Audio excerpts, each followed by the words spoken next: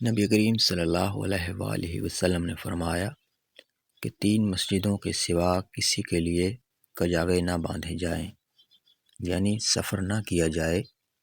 ایک مسجد حرام، دوسرے رسول اللہ صلی اللہ علیہ وآلہ وسلم کی مسجد، اور تیسری مسجد اقصیٰ یعنی بیت المقدس۔ حضرت عبداللہ بن عمر رضی اللہ عنہما چاشت کی نماز صرف 2 دن پڑھتے تھے جب مکہ آتے، کیونکہ آپ مکہ میں چاشت ہی کے وقت آتے تھے۔ اس وقت پہلے آپ طواف کرتے اور پھر مقام ابراہیم کے پیچھے 2 رکعت پڑھتے۔ دوسرے جس دن آپ مسجد قباء میں تشریف لاتے، آپ کا یہاں ہر ہفتہ کو آنے کا معمول تھا۔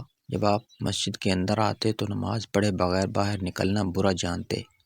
آپ بیان کرتے تھے کہ رسول اللہ صلی اللہ علیہ وآلہ وسلم یہاں سوار اور پیدل دونوں طرح آیا کرتے تھے۔